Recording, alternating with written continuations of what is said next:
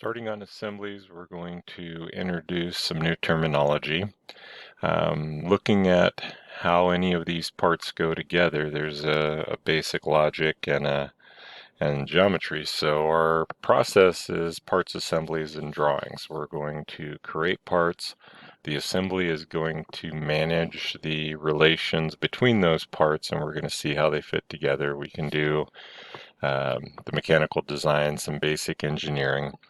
And one of the first decisions that we make is which part do we pick?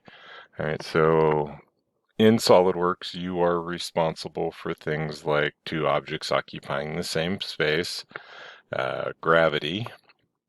If there is any power requirement, water, pneumatic, hydraulic, electricity, you have to get it there.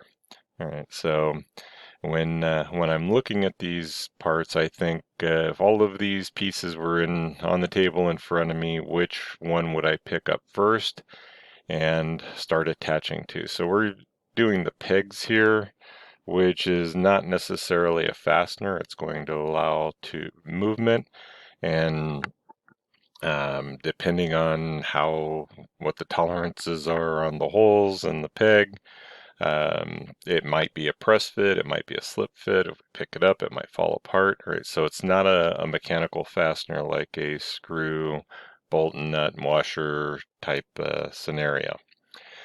So I would pick up the first piece would be this quad plate, and then one of the C brackets, and then I would feed the peg or the screw through it as an assembly, and then probably the other one, and then lastly the other quad plate. So as a general rule, I put hardware in last. So the pegs, I'm not going to worry about those until later. So I'll fly that out of the way, and we're going to talk about the assembly and our introductions. So a new, we've created a couple of these different items and have not made an assembly. So by default, start command when creating new assembly, or when automatic browse when creating new assembly. We're bringing the parts in.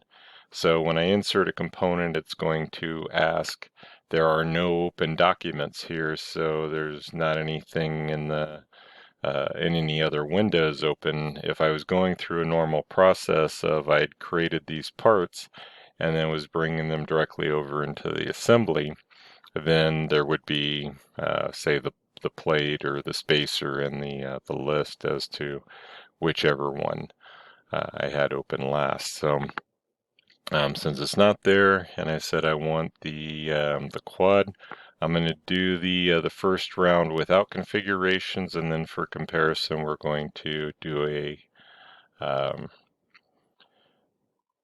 with configurations. So we're going to see default display state, and when I open this, it's going to come in with the quad. And this is the rotation context. Let's scroll down here a little bit.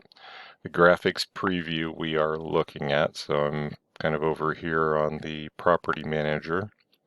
Make virtual would sort of consume this part. It would not necessarily delete or remove the individual part, but it would make it so that this exists inside of the assembly.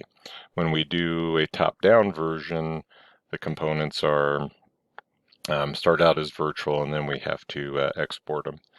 The envelope is a kind of wraps how big the part is, how big the assembly is. What we're concerned here is the show rotate context toolbar, which is this one. If that one is not turned on, I have had an installation that for whatever reason I either lost that box somewhere on the screen, or um, turning it off and turning it back on anyway, I couldn't find it. So on the right mouse button, you also have the same grouping. And on the fix float component on insert, only fix the first component. So what happens, and we'll talk a little bit about how it's doing the orientation, is I'm looking at my X, my Y, and my Z, and if I rotate about X, that puts it into orientation that I want, and now I have to determine a location. So everything else looks good here. When I go to the OK, notice that out here it's moving around, and when I get over to the property manager, it snaps. And that is going to snap origin to origin. Right, so in the assembly, it has its own front plane, top plane, right plane, and origin. We can see the origin of the assembly. And when we expand this out, notice the F, that is for fixed. It's fixed in its location and its orientation. If I left this in the front plane, I could build from that front plane without the rotation. It really depends on what we're going to do with it downstream, whether it needs to be perceptually, it needs to be the way that we're thinking about it. All right, so if I am visualizing that this is in a certain orientation, I would like it to be in that orientation so that I'm not confusing myself. All right, so under the component, which is a part, an assembly, some other geometry, it will also have a front plane, a top plane, a right plane, and an origin. And notice that the origins snap together with the fix, that little bit of a jump. And in most cases, that first part's going to be fine. Later on, we will need to rotate, so I'm going to point out the right click, and if I float this, it removes the fix, and then I'm responsible for applying the next mates. So once we have that part in, we're going to stay with this, and in later assemblies, we will go through some of these other options of what's available. So I know that I'm in an assembly because I can see the assembly tab, insert components. Layout is a 3D sketch way of working within the assembly. We'll deal with that later. The sketch, we can do an assembly sketch. SOLIDWORKS has got better at warning you that you're in an assembly sketch because we're not building or we're not creating within the assembly. It still has to be a part or a component that we're working on. The markup is kind of a note or a revision. Hey, future correction that we might need to make. The evaluation is pretty much the same. We would be looking at the measure and the mass properties for our assembly. In the SOLIDWORKS add-ins, either the SOLIDWORKS toolbox or when we come over to the design library and go to the toolbox, we are going to need to add that in because I do not have it start up every time. And then model-based definitions or dimensions for the geometry. So if we stay in the assembly and I insert components, it jumps directly into these items. So I need the C bracket, and we'll open that. And I'm going to go ahead and turn one of these off to see what it does next time.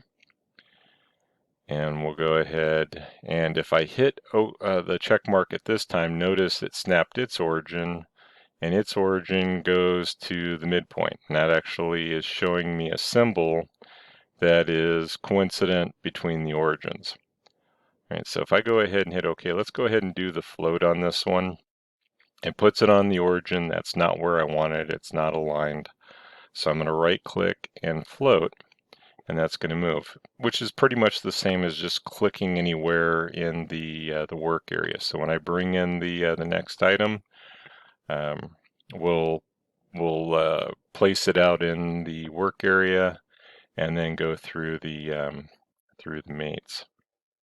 All right, so going to the paperclip, let's do that again. On the assembly tab, next to the insert components is a little paperclip, and that is going to do mate relations.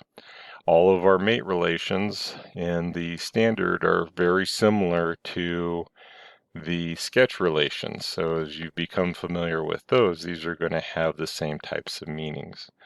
So my hierarchy or my preference in selection, I'm going to do the flyout, is we would go, if faces are not available, we would go plane to plane, plane to face, and in this case I have a couple of faces to work from. I would go face to face, and then edges, and then points. There are times where we can get away with just a couple of edges, but realistically, um, if there's an issue, and also in the selection, the faces are just a bigger, easier target, and overall faster, and I believe more stable. So I'm going to collapse that. And in the blue box, let's go with a concentracy first, so sharing the centers. I highlight the first cylinder and go to the next cylinder. Right, and then it moves those in position, the context menu, and over here it's showing me concentric. If I lock the rotation, that will keep it from spinning, but if it's not in the right orientation and location to begin with, locking the rotation doesn't really help us. I usually reserve that for the fasteners where it's not real critical if it rotates. And of course, if we hover over those, it will give me the tooltips. So I'm going to go ahead and hit OK. And now we can talk about the degrees of freedom. So there's 6 degrees of freedom, which is moving linearly in X, Y, or Z, and then rotation about each of those axes. So because I went concentric first, this is able to move up and down and spin, so I have 2 degrees of freedom. That rotation about Y in this case can be controlled with either a coincident or a parallel.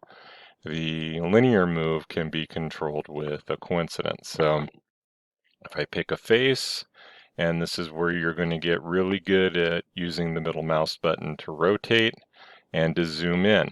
Do not try to select little tiny dots zoomed way out.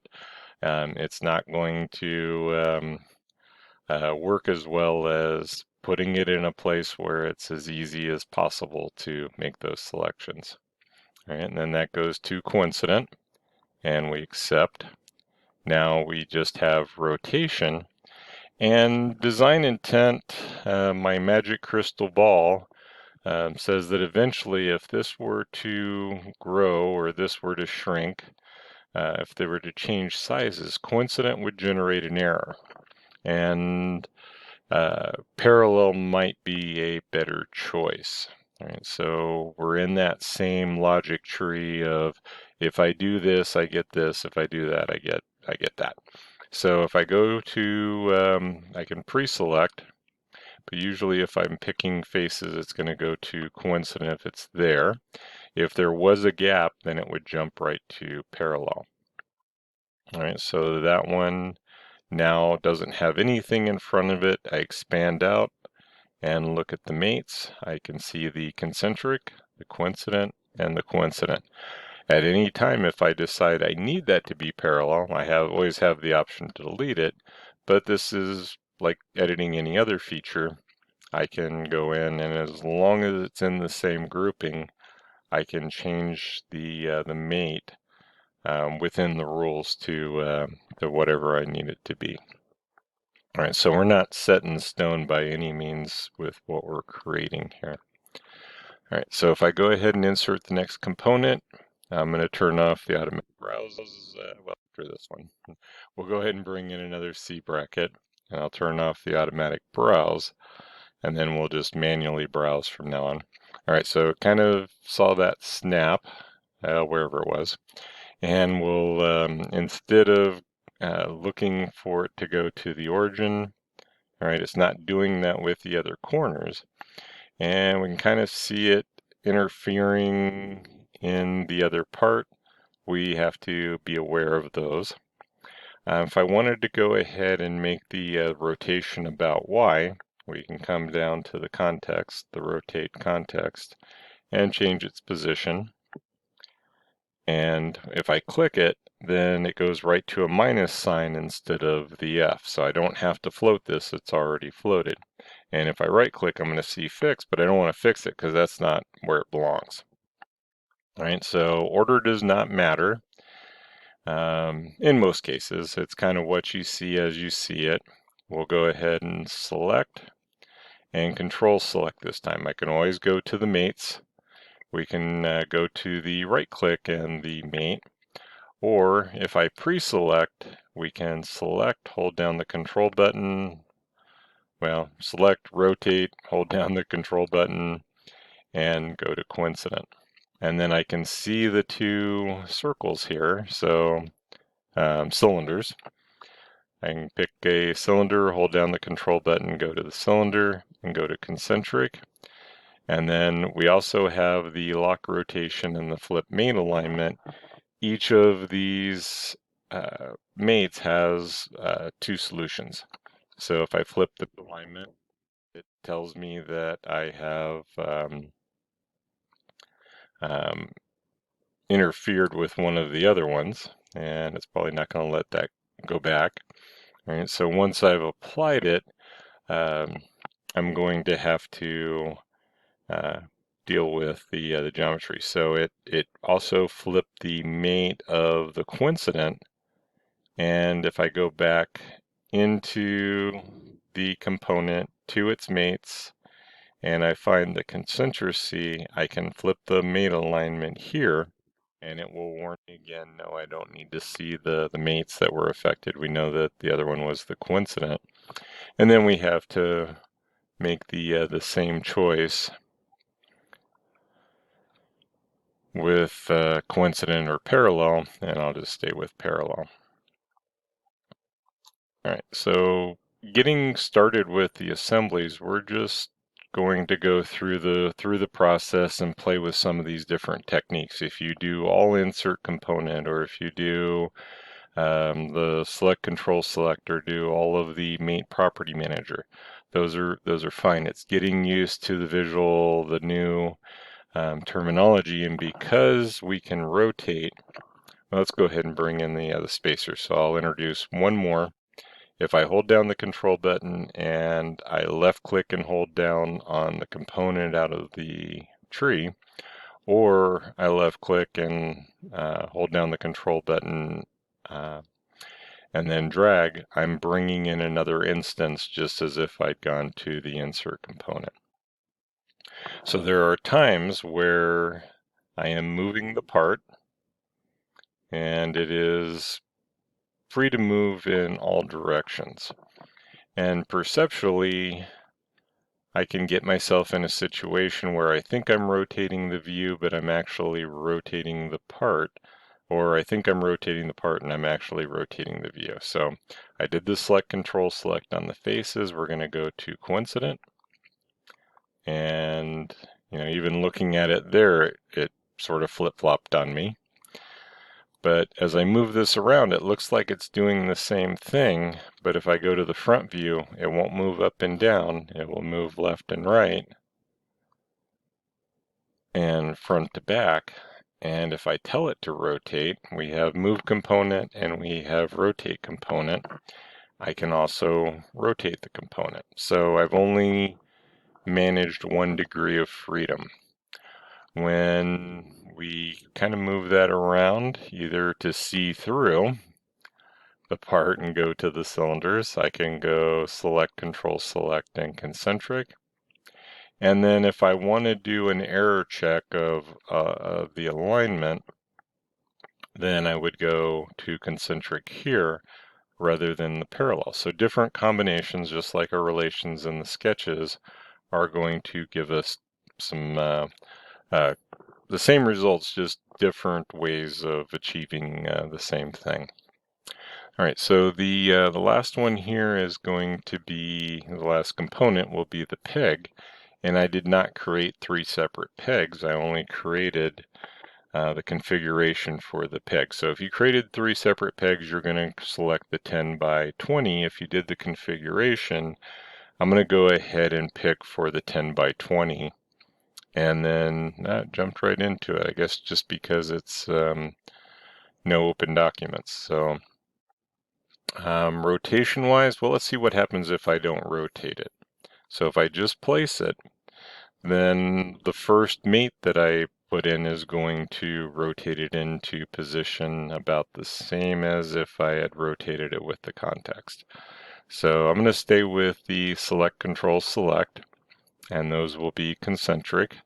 If the part gets lost, and because that was concentric, this one I do want to lock the rotation. I don't really want to go find another parallel or coincident mate to keep it from turning.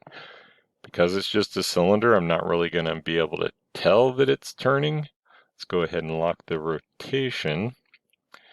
I'm not really going to be able to tell, but even after I make this coincident, select control select, coincident, this will go fully defined, and we expand out, and I see that that bubble is filled on the concentric. Then I know that I have lock rotation on. If I unlock the rotation, then the minus sign will come back, and I'll have to apply another mate to it to go through that process. So insert components, we'll go into the peg, and this time I will rotate about X and get it close. Now I mentioned edge to edge, so let's see what the edges do. And to me, they're a little bit harder to pick, or maybe not as easy to pick is a better way to put it. If I go concentric and lock the rotation, well, it still moves up and down, so it's pretty much the same in this case. And since I have that face selected, I can control select the planar and go ahead and pick it. And then just watch for those pop-ups to reverse the mate alignment, because I don't want it to go that way. We are going that way. All right, I can bring in the next peg. We'll do a control select, and then let go of the mouse button, let go of the control, and we have our next instance. I'll zoom up so that I know I'm getting a good selection. It really doesn't matter in this case. There may be places where it does matter that I would pick the bottom cylinder or the top cylinder, depending on the part. A lot of times it is whatever geometry is easily accessible. And lock rotation. And if there is an issue, just knowing that we can go in and correct it and do what we need to do. All right, so that one was a select from the tree. This one will be a select from the parts. So do watch out with the control and the buttons. Oh, that brings up another good one. Notice that in my configuration, I have the ability to change it on this group, and then I have to hit the checkbox if I want to make it a different size. So those are changeable as well, and it's showing me the configuration name as well as the instance count. One thing of note with the instance counts is that if I delete one of these, I remove it, I decide to put it back in, it's just going to keep incrementing. So these don't really do anything as far as in order or in sequence. It's more of these are how many instances that we've brought in. So select. Well, let's go back to the mate. And one of the things with the mate and the little blue window is that I do not have to hold down the control button for this one. So if I select and then go, and I did not do the rotate or lock rotation on that one. So if I were to come back and click on that,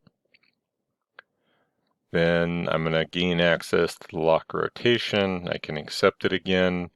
I'm still in the mate, and that one's going to be coincident, and either checkbox will work. And then probably should have saved this before, but I'm going to double check by doing Control 7, going to the isometric. Since everything was in millimeters, it's not really going to matter in this case, inches and millimeters. It's just staying consistent.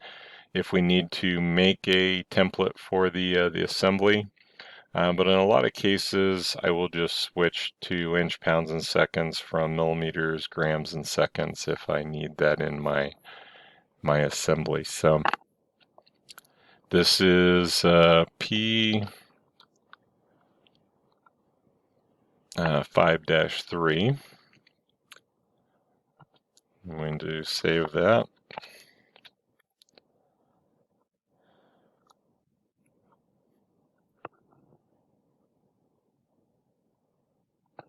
And we have our first component. So one quick note is that an exploded view for the drawing, the exploded view lives in the assembly.